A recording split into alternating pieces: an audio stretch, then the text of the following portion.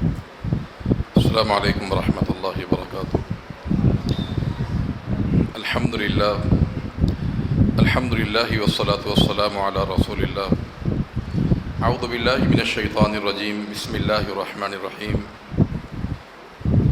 ما کان محمد ابا احد من رجالکم ولکن رسول اللہ وخاتم النبیین وکان اللہ بکل شیء علیما۔ عقیدہ ختم نبوت، اس پر پوری امت کا اجماع ہے کہ محمد الرسول اللہ صلی اللہ علیہ وسلم خاتم النبیین ہے، اور جو شخص بھی آپ صلی اللہ علیہ وسلم کے بعد کسی اور نبی کا انتظار کرے یا نبی ہونے کا دعویٰ کرے، وہ انسان اسلام سے خارج ہے، جیسا کہ علامہ ابن حزم رحمہ اللہ نے الملل والنحل میں اس پر اجماع ذکر کیا ہے۔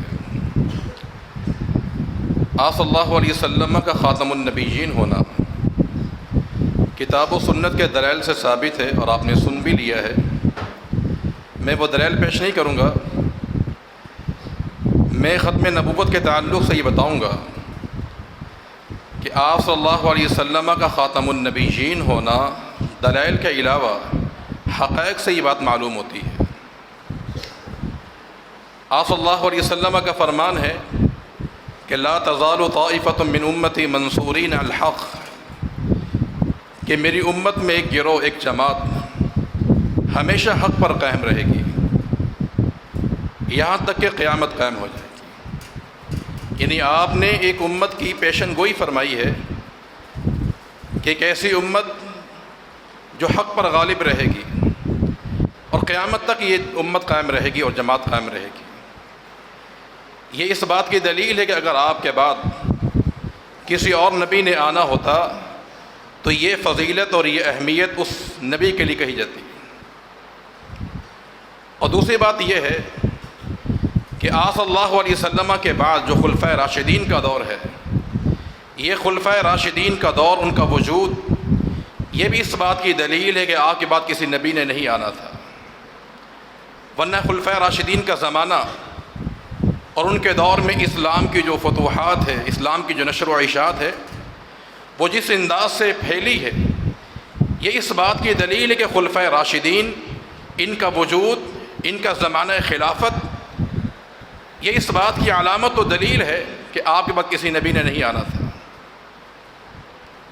اور تیسری چیز یہ ہے کہ علامہ اقبال نے کہا تھا کہ ختم نبوت احسان خدا است،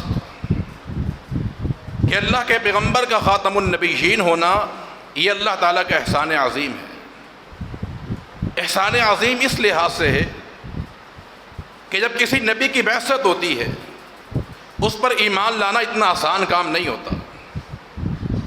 آپ جانتے ہیں کہ جس دور میں نبی کی بعثت ہوئی تو قوم نے مخالفت بھی کی ہے، ایمان بھی لے کر آئے ہیں، لیکن نبی کے ماننے والے ہمیشہ کم رہے ہیں۔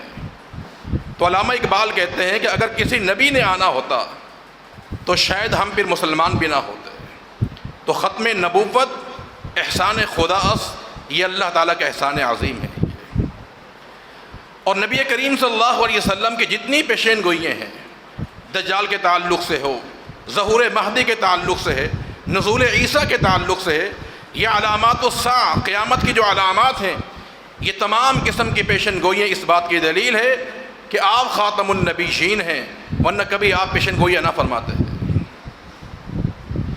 اور قرآن مجید میں اللہ تعالیٰ نے جہاں بھی آسمانی کتابوں کا ذکر کیا، ایمان لانے کے تعلق سے، وہاں ہمیں دو باتیں ملتی ہیں، والذین یؤمنون بالغیب ویقیمون الصلاۃ ویؤتون الزکاۃ ومما رزقناہم ینفقون والذین یؤمنون بما انزل الیک وما انزل من قبلک، کہ ایماندار وہ ہوتا ہے جو آپ کو مانتا ہو اور آپ سے قبل کو مانتا ہو، آپ کے بعد کا ذکر نہیں آتا ہے۔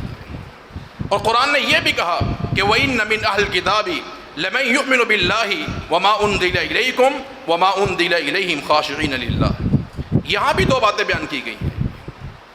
تو لہذا یہ حقائق اس بات کی دلیل ہے خلفۂ راشدین کا آنا، ان کا دور خلافت، آپ کی پیشین گوئییں، یہ سب اس بات کو واضح کرتی ہیں کہ آپ کے بعد کسی نبی نے نہیں آنا تھا۔ اور ہمارا ایمان یہ ہے کہ سابقہ جتنے انبیاء ہیں ان پر ایمان لانا اس بات میں کافی ہے کہ وہ اللہ کے نبی تھے، انبیاء اور رسول تھے، ان میں کتابیں نازل کی گئی، فلاں فلاں قوموں میں ان کی بعثت ہوئی، یہ بات کافی ہے ایمان لانے کے لحاظ سے۔ لیکن محمد الرسول اللہ صلی اللہ علیہ وسلم پر ایمان لانے میں یہ بات کافی نہیں ہے کہ آپ اللہ کے رسول ہیں۔ اگر ایک انسان اللہ کے نبی کو رسول اللہ مانتا ہے، اس کا ایمان مکمل نہیں ہوتا جب تک وہ اللہ کے پیغمبر کو خاتم النبیین نہیں مان لیتا۔ عام انبیاء کو اللہ کے رسول ماننا یہ کافی ہے ایمان کے لیے، لیکن آپ کو رسول اللہ کے ساتھ ساتھ خاتم النبیین ماننے کے بعد انسان کا ایمان مکمل ہوتا ہے۔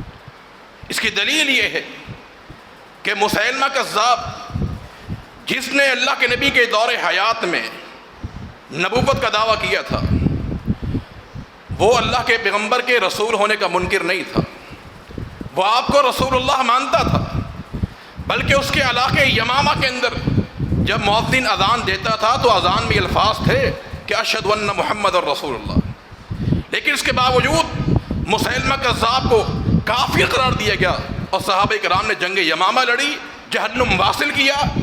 جس نے جہنم واصل کیا تھا رجل صالح، رجل مبارک کے الفاظ صحابی کو دیے گئے۔ معنی یہ ہے کہ مسیلمہ کذاب بھی اللہ کے پیغمبر صلی اللہ علیہ وسلم کو رسول اللہ مانتا تھا، اگر اس نے نہیں مانا تو آپ کو خاتم النبیین نہیں مانا، اسی بنیاد پر مسیلمہ کذاب کو کافر قرار دیا گیا ہے۔ اور اسی لیے ہم قادیانیوں کو بھی کافر قرار دیتے ہیں کہ وہ اللہ کے رسول کے منکر نہیں، ان کا انکار ختم نبوت کا ہے کہ وہ آپ کو خاتم النبیین نہیں مانتے ہیں، اس بنیاد پر ہم انہیں اسلام سے خارج کرتے ہیں۔ اور آخری بات یہ ہے کہ اگر رسول اللہ صلی اللہ علیہ وسلم کے بعد کسی نبی نے آنا ہوتا، کسی رسول کی بعثت ہونی ہوتی، تو نبی کریم صلی اللہ علیہ وسلم اس نبی کے تعلق سے بتا کے جاتے، جیسا کہ ایسا ہوتا رہا۔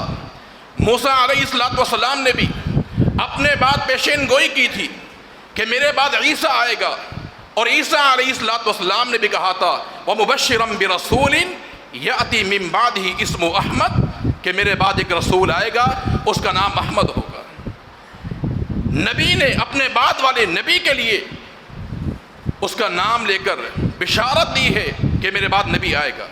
اگر اللہ کے پیغمبر کے بعد بھی کسی نبی نے آنا ہوتا تو عیسیٰ علیہ السلام کے بعد اللہ کے پیغمبر آئے، اور اللہ کے پیغمبر کے بعد کسی نے آنا ہوتا تو آپ اس کا نام لے کے جاتے۔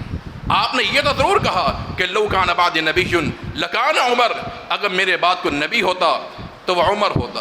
انت منی بمنزلۃ ہارون، تم میرے لیے ہارون کے مقام پر ہو، لیکن لا نبی بعدی، میرے بعد نبی نہیں آئے گا۔